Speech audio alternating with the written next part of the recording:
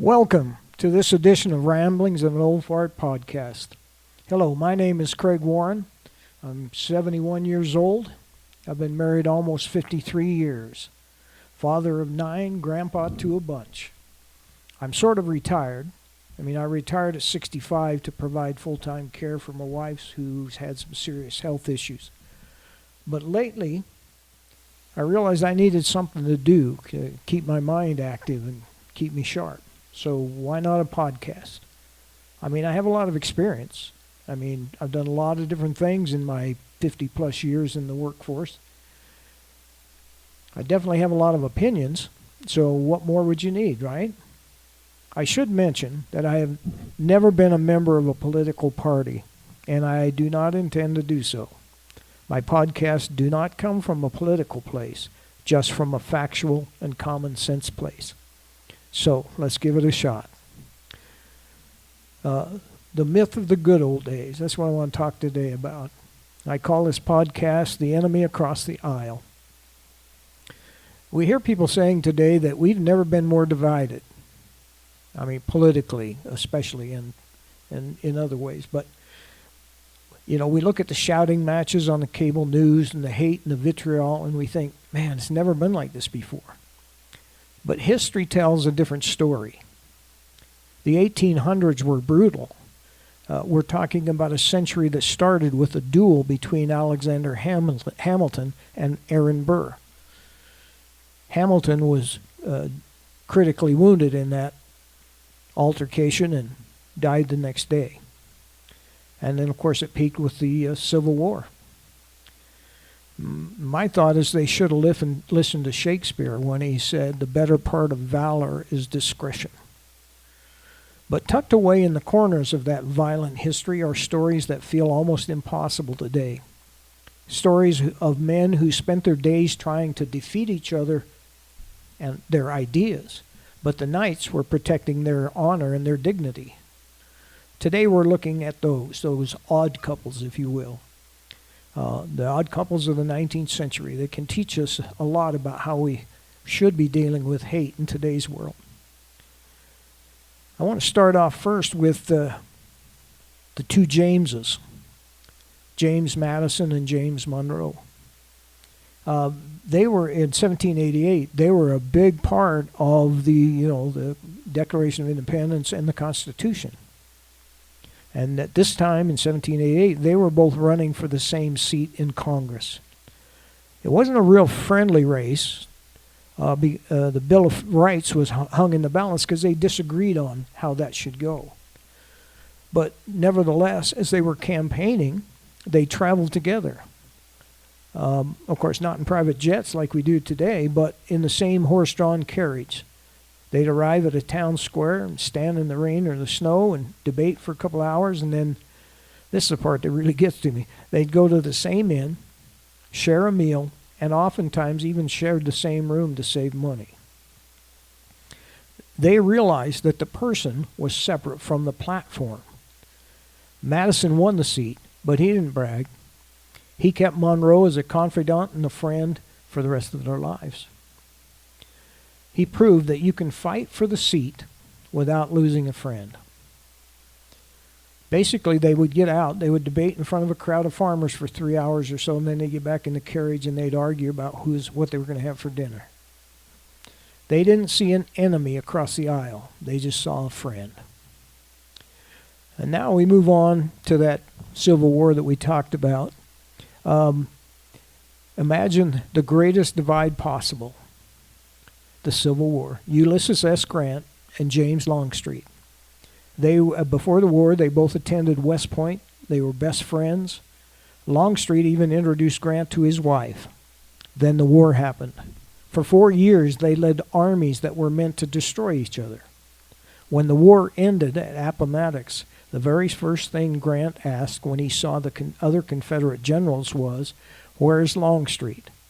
When they finally met, Grant stepped forward, offered his hand, and said, "Old Pete, let's have a cigar." After the war, when the South branded Longstreet a traitor for working with the North, Grant put him to work. helping the North and helping the country rebuild, regain a nationhood, if you will. He proved that even though were on opposite sides during the war, their friendship was still strong. If a Union general and a Confederate general can find their way back to a shared table, what's stopping a couple of people in Congress who just disagree over a tax bill? Then we have one that this one has a little bit of humor to it. It's what they call the War of the Roses. It's one of my favorite stories. In Tennessee in 1886, two brothers, Alf and Bob Taylor. One was a Republican, one was a Democrat. They were both running for the governorship of Tennessee. The press called it the War of the Roses. But the brothers, they didn't run attack ads in the newspaper. They toured the state together in the same horse and buggy. At every stop, they would debate the issues, and then, when they were done, they would pull out their fiddles and play a duet for the crowd. They showed the voters that the Union wasn't just a political concept. It was a family one. They were models of civility for the entire state, for the entire country, for that matter. They showed that you could be right or left without being wrong as a human being. And some a little bit more current. We have Ronald Reagan and Tip O'Neill. In the 1980s, Reagan, the conservative president, and Tip O'Neill, the liberal Speaker of the House, were the faces of their respective parties. They fought tooth and nail over things like the New Deal versus Reaganomics. Of course, Reagan, he was big and pushed all that kind of stuff for the way the country should go. They disagreed over that tremendously, but they had a friendship, and they cared about each other, and they had this rule. Legend has it that they had an agreement that they could fight all day long, but after 6 p.m., they were just two Irishmen sharing a drink and telling stories. When Reagan was shot in 1981, O'Neill was one of the first people at his bedside, where he held the president's hand and recited the 23rd Psalms. We move on to a more current one, as current as the Reagan one, and that's Orrin Hatch and Ted Kennedy. Orrin Hatch, of course, I know pretty well because he was a senator from the state of Utah, where I'm from, for, almost 30 years probably.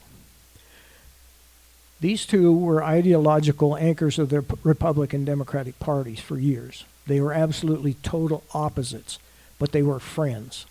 And despite their differences, they were able to co-author landmark legislation like the Americans with Disabilities Act and the State Children Health Insurance Program, the SCHIP program.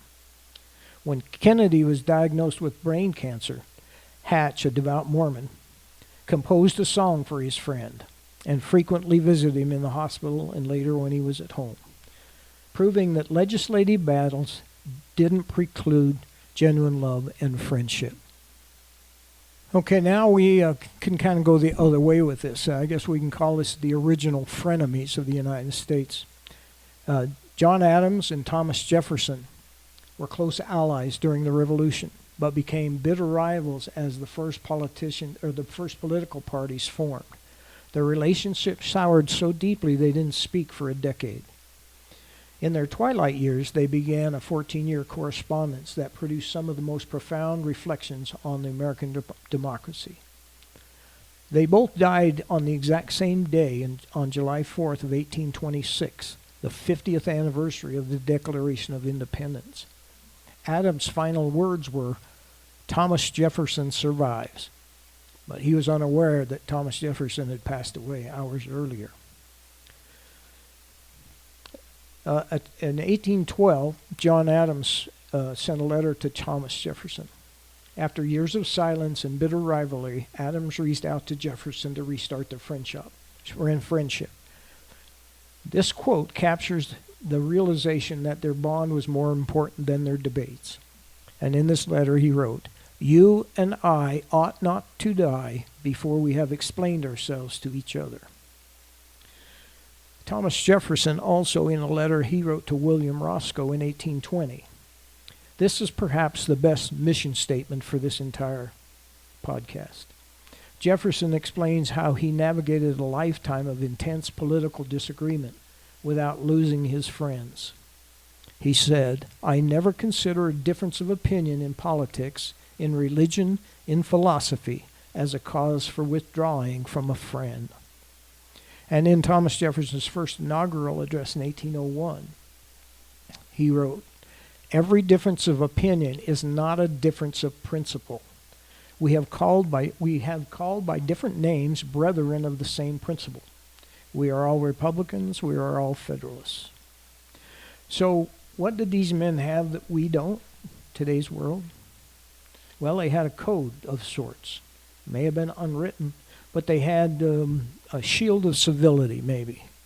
They knew that if you destroy the person you're arguing with, you eventually destroy the system you're both trying to lead. The next time you're tempted to write off someone because of a lawn sign you don't like or a social media post, remember the Taylor brothers and their fiddles. Remember Grant and Longstreet sharing a cigar.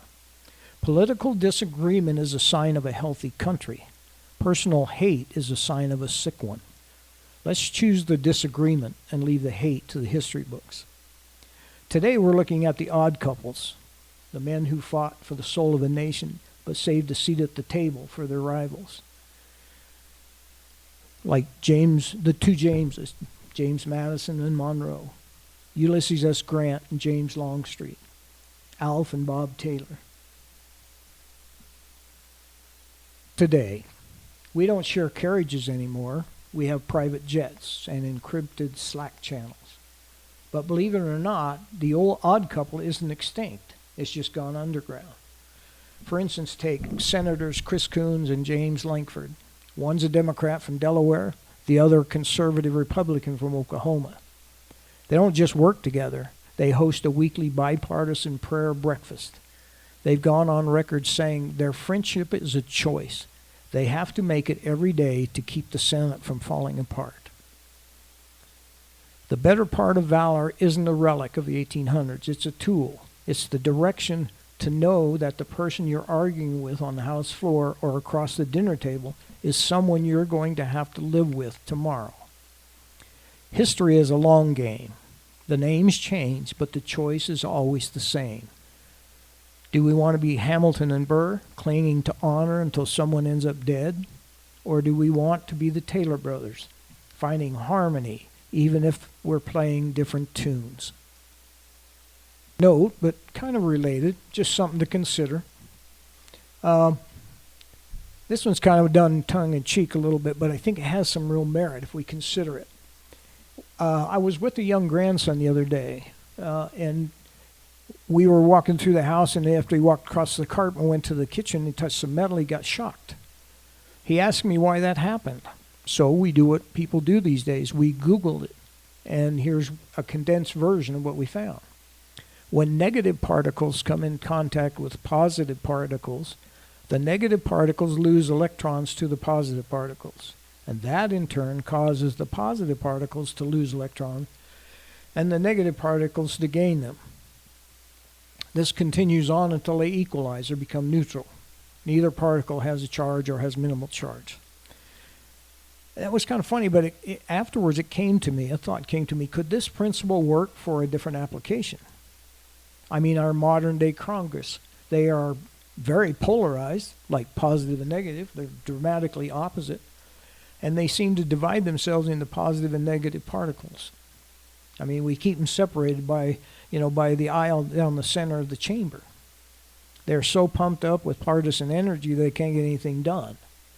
But what if we purposely put them in a contact situation? If the theory holds true, they should neutralize each other's extreme partisanship. I mean, it'd be worth experimenting with a little, don't you think? So I propose an experiment. So what would happen if we created a seating arrangement? We have the positives. We don't have the positives sitting on one side, the negatives on the other anymore. We seat them in a positive, negative, positive, negative, positive, negative format. Republican, Democrat, Republican, Democrat, Republican, Democrat. So you have assigned seating like you used to do in some of your classes in school. It's crazy, right? But consider this quote from Abraham Lincoln. He said, "I don't like that man. I must get to know him better. What is the possibility that if they get to know each other a little better and have to sit next to each other, they might show a little more respect for one another and exercise a little more civility? Maybe then they could get something done, right? Seriously, though, something has to be done. Leaders have to lead. If you read my bio, you know that I've never been a member of a political party, and I don't intend to. I read George Washington's farewell address to Congress when I was in high school. He warned us about the party system. We should have listened. It's a good read. Everyone should read it. It has a lot more really good information in it than just the political party stuff. So, I guess, now you know why this is called the Ramblings of an Old Fart Podcast. Welcome to my world. I thank you for listening to my ramblings, but that's what I do these days. Join me next time, won't you? I'm Craig Warren, and this has been the Ramblings of an Old Fart Podcast. Next time you see somebody you don't really like, remember Abraham Lincoln. I don't like that man.